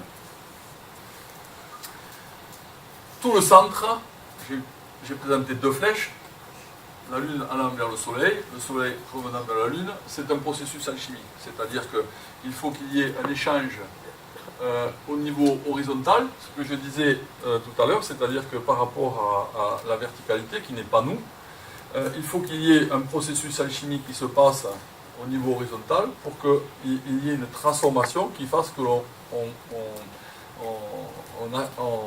on se tente devenir plus spirituel, si vous voulez, que matériel. Voilà. C'est-à-dire qu'il y a une transformation de cette horizontalité spirituellement pour passer à une verticalité. Mais c'est un processus alchimique parce que ici, tu peux continuer, il y a une sorte de macération qui se passe au niveau de l'existence, c'est-à-dire que nous sommes dans cette dualité. Étant donné que nous sommes dans cette dualité, on n'a pas la possibilité d'en sortir. C'est un peu comme la flèche et le tir à l'arc. Vous lancez une cause, vous avez une cause manque ici, vous manquez de quelque chose, vous cherchez à obtenir un but, donc vous déclenchez des phénomènes énergétiques de régénération et de déperdition. Et lorsque vous croyez avoir atteint le but, vous retombez dans une forme d'insatisfaction. Cette insatisfaction vous fait rechercher un nouveau but pour pouvoir redéclencher encore des niveaux énergétiques, et vous tournez en rond, et nous tournons en rond existentiellement dans le bas, et le haut ne nous est pas accessible. Pourquoi il ne nous est pas accessible? Parce qu'on ne voit pas trop d'intérêt. La lumière du jour nous suffit, la lumière de la Lune nous suffit, et la Terre nous suffit. Le ciel, on s'en fout. Comme l'étoile, elle ne nous sert pas à vivre directement, donc on s'en fout. Et la spiritualité se retrouve dans ce cas de figure, c'est-à-dire que c'est tellement éloigné de nos préoccupations banales que on ne s'y intéresse pas, ou peu, ou trop peu. Donc du coup, nous restons coincés dans une sorte de cercle une sorte de cycle ici, qui fait que ça fait ça, ça fait ça, ça fait ça, ça fait ça, mais ça ne permet pas une élévation.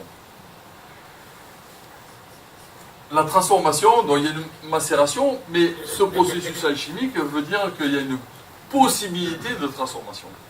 Ça veut dire que ça semble impossible, mais malgré tout, c'est grâce à cette espèce de dualité ou cette confrontation de notre existence, de nos deux aspects, c'est-à-dire une information que l'on a reçue du côté, si vous voulez, nocturne, une information que l'on reçoit du côté diurne, font que ces deux aspects se combattent, mais en se combattant, ça crée des étincelles, ça peut éventuellement créer des transformations, ou alors nous maintenir dans un combat qui n'a pas de fin, c'est-à-dire une lutte sans fin et sans merci, et qui nous maintient dans cette espèce de matérialisme qui fait que on va passer des vies et des vies, des réincarnations et des réincarnations, sans pouvoir s'élever spirituellement et surtout changer de paradigme, c'est-à-dire se voir autrement que matériel.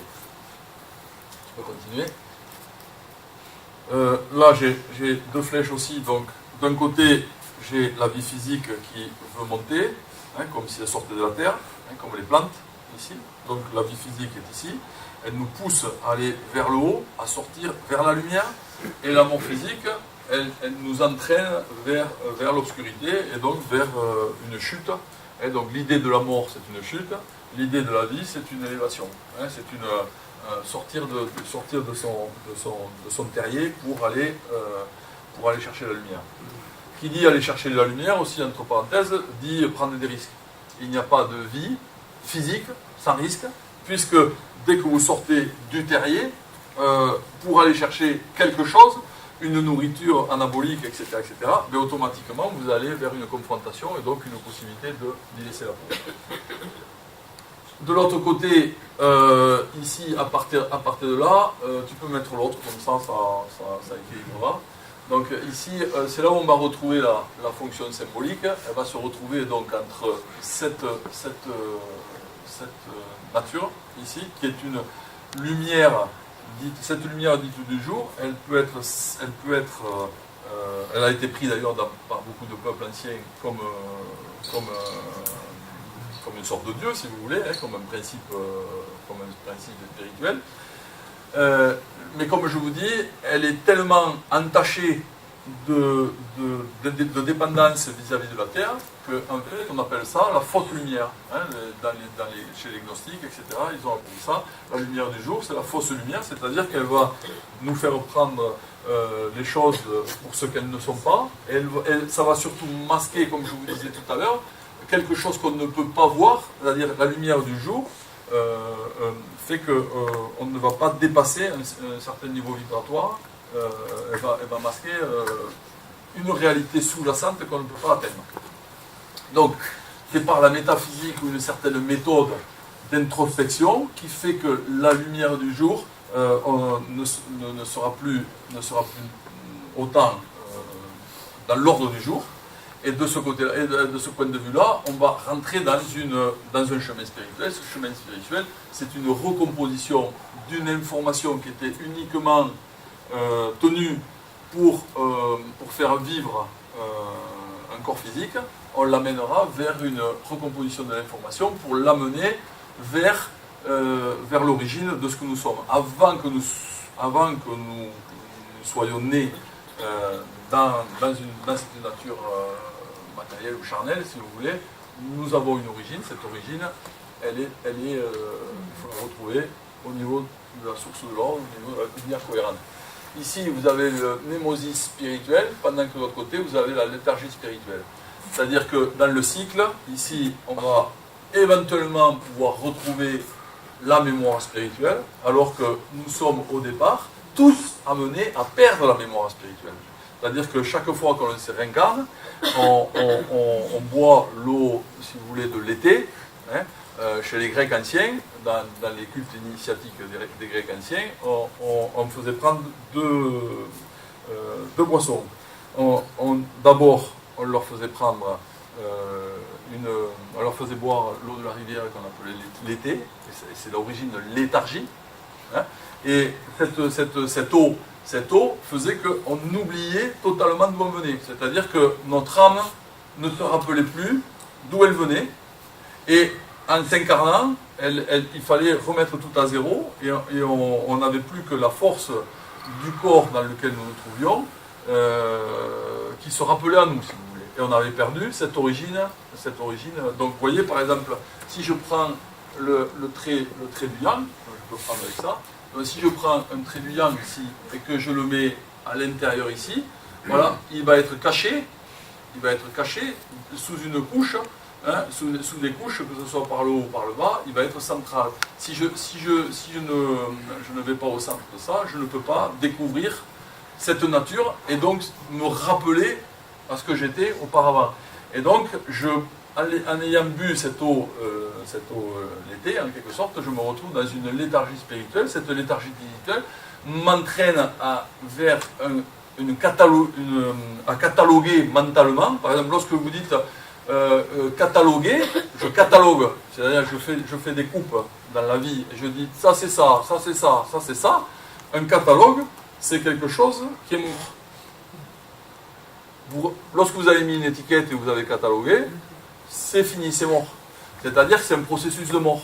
Ici, c'est pas du tout l'analogie, analogos, ici, ou le catalogos, qu'on retrouve dans l'anabolos et le catabolos.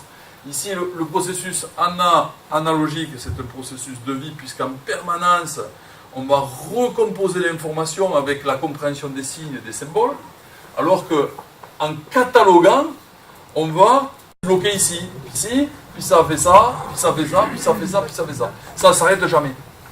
Voilà, donc on va rester coincé, en quelque sorte, sur cet oubli spirituel qui est ici retrouvé par rapport à la recomposition de l'information et par rapport au symbolisme que l'on a retrouvé. Est-ce que...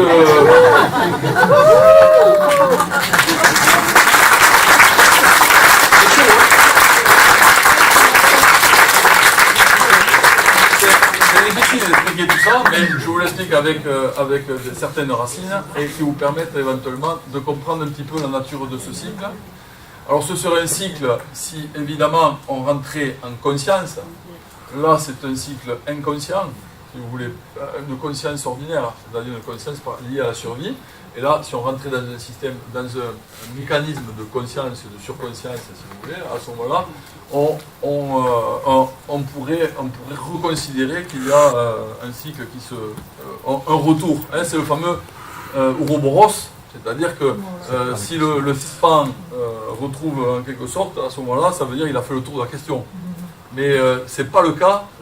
Pour la plupart d'entre nous, ce n'est pas du tout le cas. Et donc, finalement, il y a une nécessité à s'incarner, se réincarner, revenir, etc., etc., etc.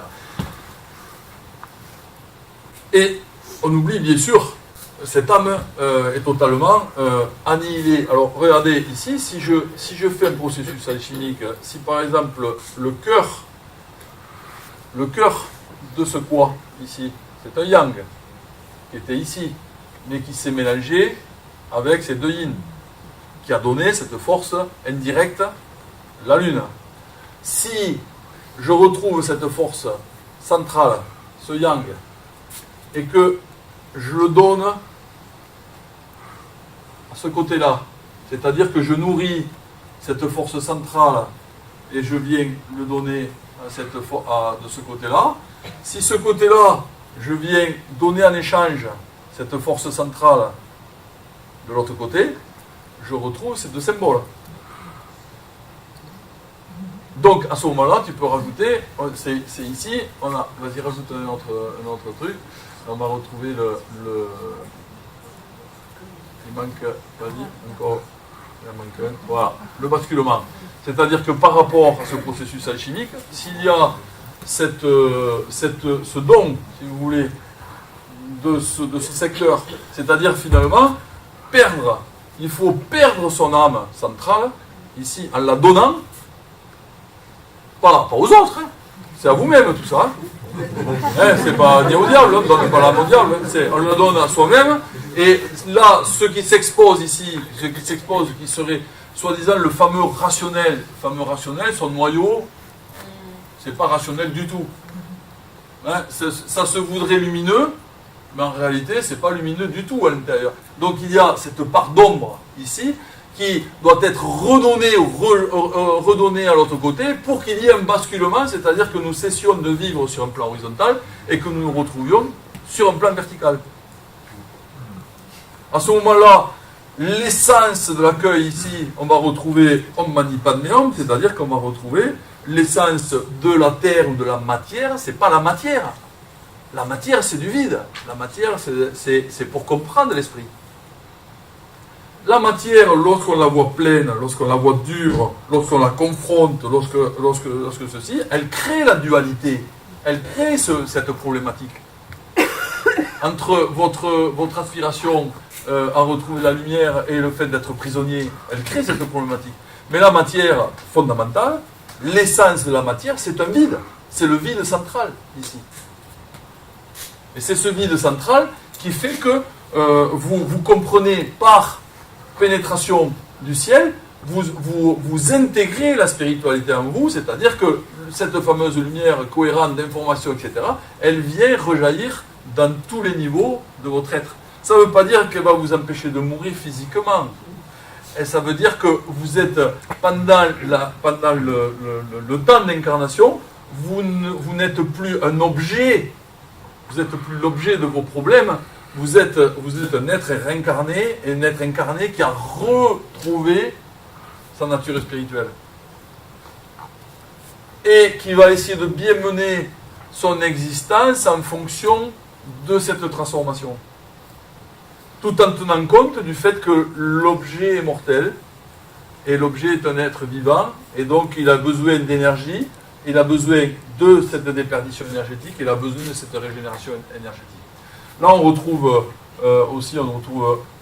la liaison ADN, si vous voulez, hein, c'est-à-dire avec cette information, on retrouve la liaison ADN, c'est-à-dire le cœur du programme va être mis ici dans la matière, dans la matrice. Qu'on appelle ça aussi le cordon d'argent, c'est-à-dire c'est ce qui nous relie à notre corps astral, c'est-à-dire que notre âme ici, elle est déformée. En étant déformée, elle est liée avec une atmosphère terrestre, et on appelle ça le cordon d'argent pour le corps astral. Corps astral, corps éthérique. De l'autre côté, on a la corde d'or, l'ADN spirituel qui fait contrepartie avec la partie ici liée à la matière, à la terre, alors que de l'autre côté c'est lié à l'esprit. Voilà pour une présentation de cette diapositive, elle est assez costaud en termes de symbolisme. Maintenant j'aimerais bien avoir éventuellement quelques questions sans vous entendre. On est déjà, bon, nous avons encore... Quelle heure il est ? C'est 9h moins 10. Et qu'est-ce que je dis pour que ça dure longtemps comme ça? C'est pas possible. Alors, est-ce que vous avez quelques questions par rapport à ça? Juste...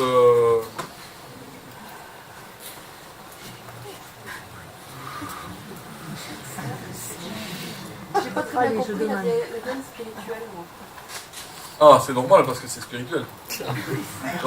L'ADN, en fait, c'est quoi? C'est une double hélice. D'accord? C'est une double hélice et avec quatre briques fondamentales qui forment pont, on appelle les ponts hydrogènes, qui font que l'information que l'on retrouve donc, ici, c'est à déclencher un phénomène énergétique. Ce phénomène énergétique fait que dans chaque cellule, cette information va être contenue par un programme informatique, en quelque sorte, informant chaque cellule qu'on appelle l'ADN. Donc cet ADN, elle va être en rapport avec notre fonctionnalité terrestre, donc de ce côté-là. Et elle va être donc liée avec cette interdépendance, c'est-à-dire ces deux luminaires plus la Terre. Donc ce ternaire, si vous voulez, ce ternaire ici, qui va faire qu'il y a une interdépendance, et cette information qui s'est déformée, elle a donné un ordre, un certain ordre, une certaine spécificité qui va faire cet ADN.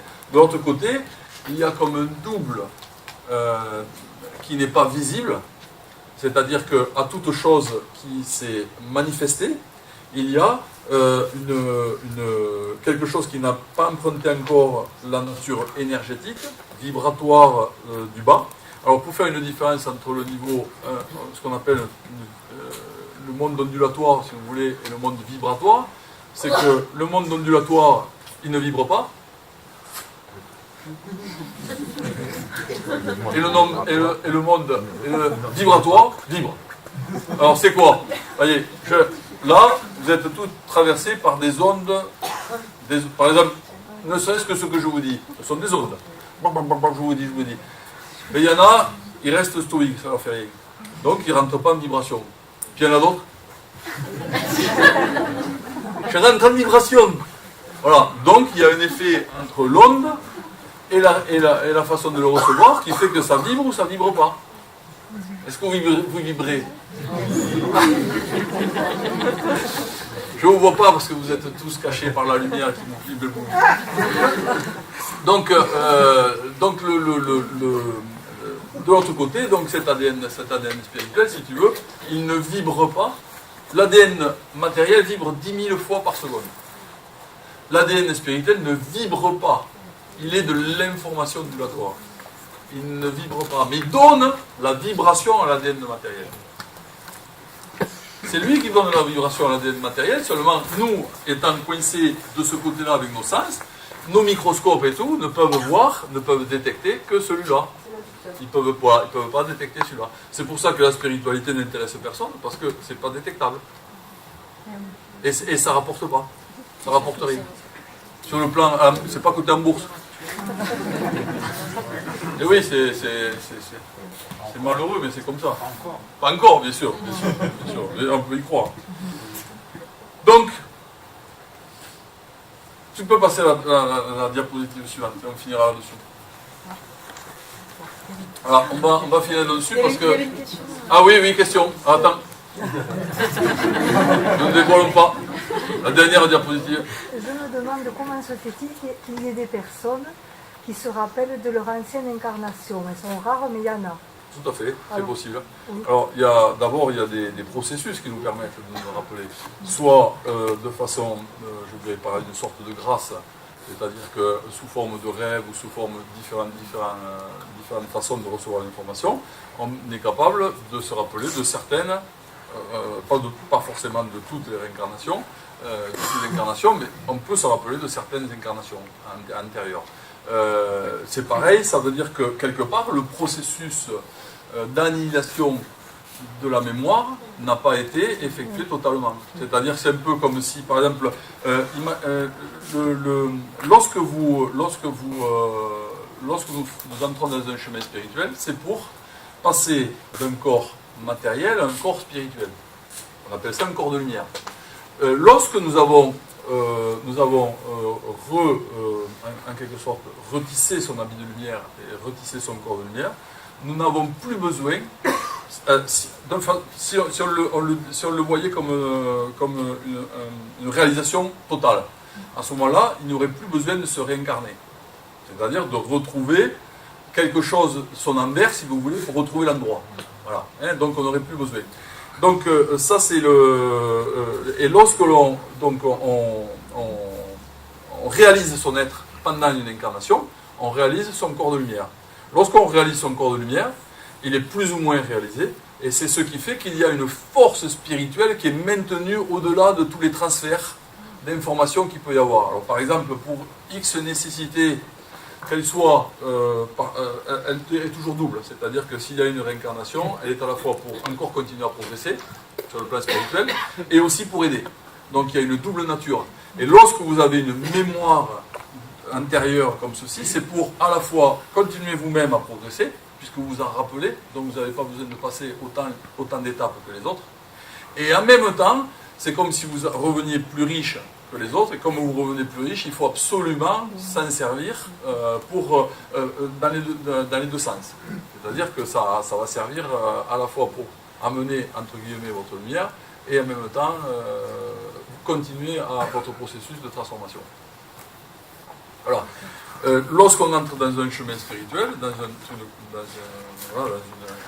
connaissance spirituelle, on est amené, pas forcément à tous les coups, mais on est amené à retrouver certaines mémoires spirituelles antérieures. Même des bribes, ça permet en quelque sorte d'entériner que ce ne soit pas seulement une croyance. C'est-à-dire que vous ne soyez pas juste dans une croyance spirituelle parce qu'on vous l'a dit, parce que ceci, parce que cela. L'expérience que vous vivez à l'intérieur vous fait ressentir profondément que c'est une âme, c'est l'âme en fait qui est la même.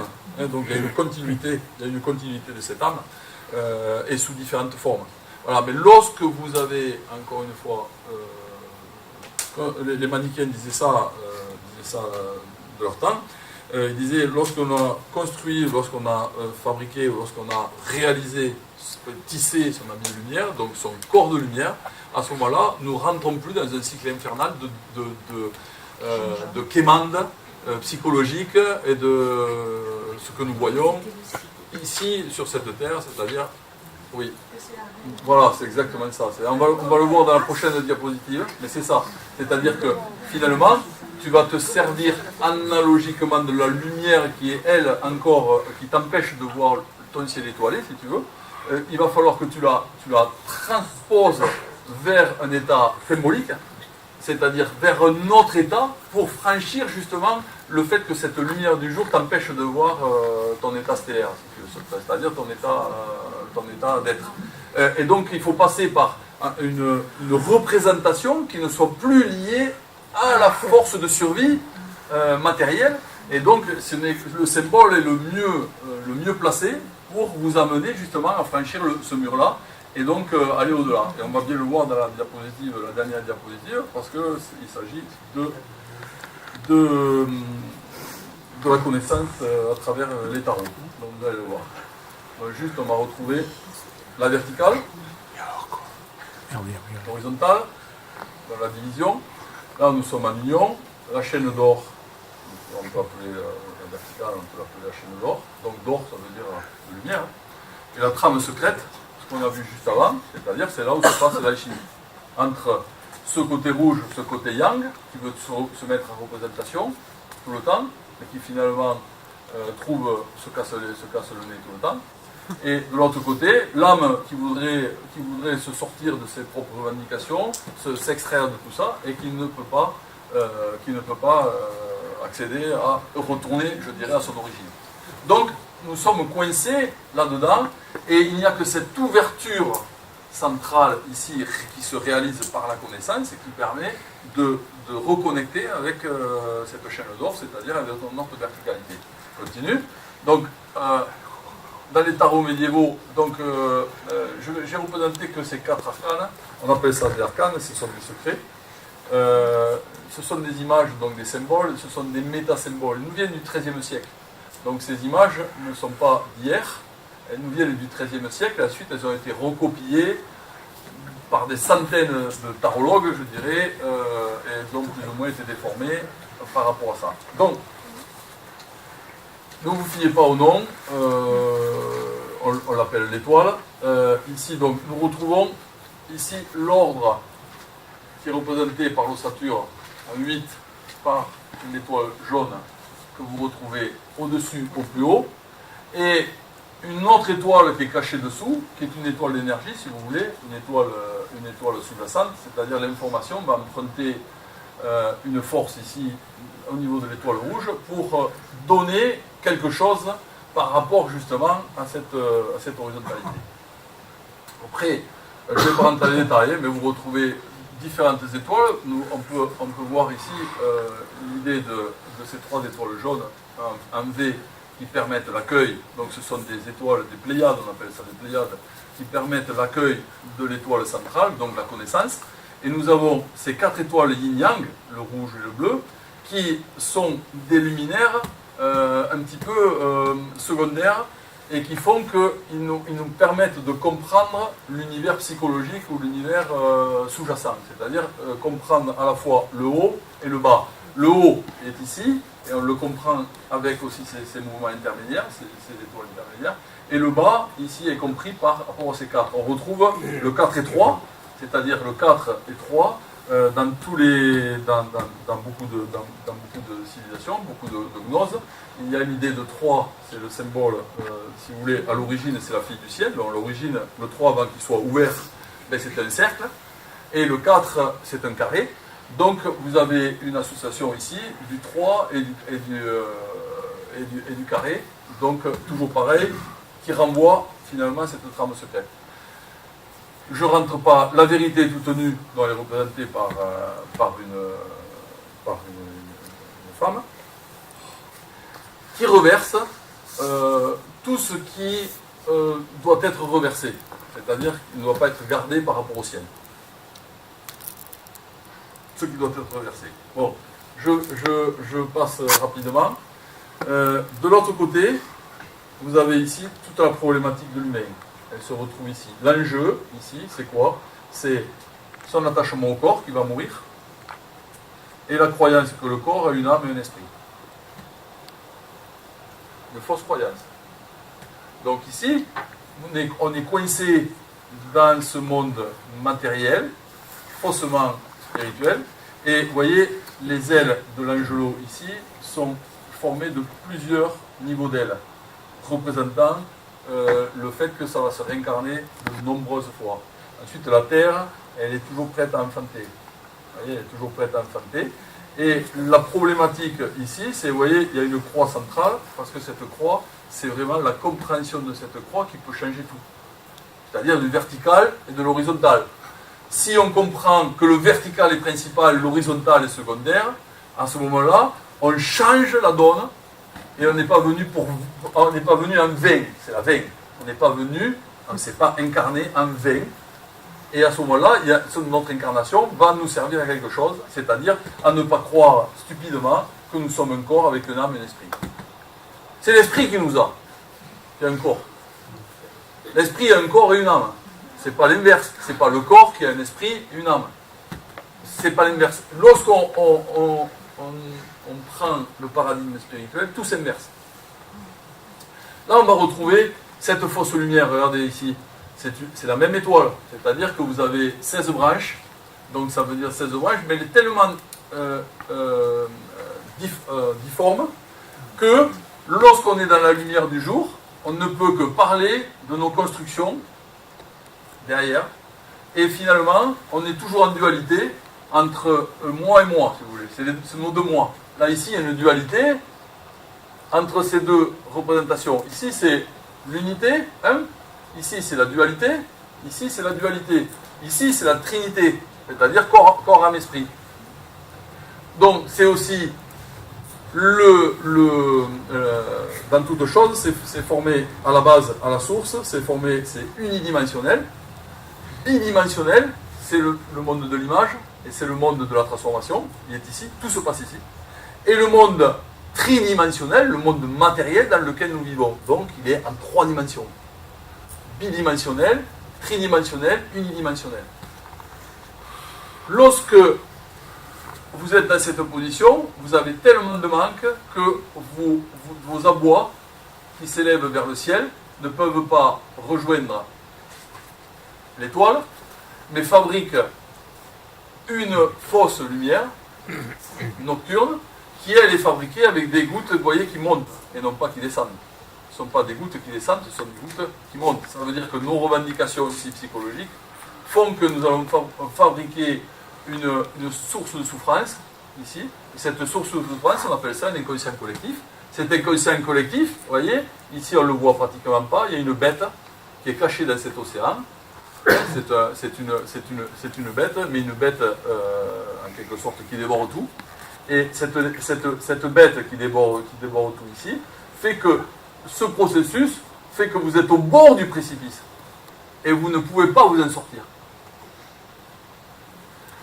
Lorsque vous venez, vous comptez le nombre de gouttes ici, vous obtenez 19, vous avez 18 ici, vous avez 17 ici, vous avez 18 ici, vous avez 19 ici, vous avez 20 ici. Lorsque vous comptez le nombre de gouttes ici, vous avez 19, ça veut dire qu'il faut absolument votre problème intérieur, intime, il faut absolument aller en parler, l'exposer. C'est la seule issue possible. C'est-à-dire que si vous ne faites pas c'est le processus classique psychologique, si vous voulez. C'est-à-dire qu'il faut déjà dire ce que vous avez. Mais si, par rapport au cas de ton ami qui va exposer quelque chose, vous exposez quelque chose et vous analysez ici, vous ne sautez pas, vous restez dans la lumière du jour qui vous bloque l'accès à l'étoile. Donc il y a en quelque sorte un retournement à opérer. Ces deux petits bonhommes homoncules là, qui discutent entre eux et qui sont en débat, Gilets jaunes et les autres, qui sont en débat, et bien ils ne voient pas que eux aussi, en bavant et en disant des trucs, ils fabriquent cette fausse lumière et qui se maintiennent et qui se maintiennent derrière un mur horizontal qui leur barre la vue de cette possible étoile qui représente l'être. Donc en fait, dans ces 4 arcanes, vous avez la représentation symbolique de ce qu'on a vu juste avant, de ce qu'on a vu, la Lune, le Soleil, la Terre, avec les réincarnations. Je vous rappelle que ces arcanes nous proviennent du XIIIe siècle et sont certainement ont été fabriqués par ce qu'on appelle des cathares, à Montségur. Donc on a plus ou moins les preuves, on ne va pas rentrer ce soir là-dedans, on a plus ou moins les preuves par rapport à ça, et je tenais à vous exposer, dans le cadre de cette conférence symbolique, je tenais à vous exposer au moins la compréhension symbolique de ces 4 arcanes qu'on appelle des tarots, qui est en fait l'anagramme de Rota. Tarot-Rota. C'est-à-dire que la Rota, c'est le samsara. Donc en réalité, il y a un système qui se cache là, derrière tout ça, et qui est un système qui est une roue du samsara. Comment sortir de la roue du samsara? Mais il n'y aura qu'une seule possibilité, c'est par le centre. Il se trouve un centre, ici, c'est la 21, l'arcane de ces tarots. Et il y a 4, que je ne dévoilerai pas là, 4 arcanes de chaque côté qui permettent d'atterrir et d'aller vers le centre. Et de sortir du monde infernal dans lequel nous sommes coincés. Symboliquement. Mais le symbole fait tout. Une formule, on l'a vu, c'est un synonyme aussi du symbole.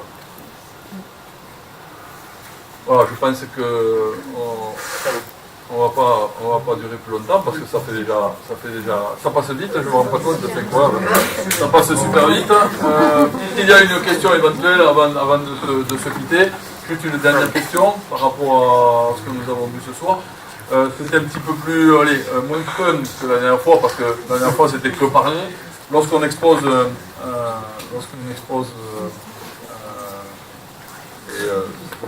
façon méthodique, le plus méthodique possible quelque chose, ça change de laisser parler, bien sûr. Donc j'ai essayé un peu de suivre ça, et je m'excuse par avance si ça n'a pas été toujours aussi fluide ou aussi clair. Voilà. Et donc, oui, Georges, qu'est-ce que vous voulez, Georges? Lumière, ah oui, lumière, voilà. Mais je vous remercie tout simplement.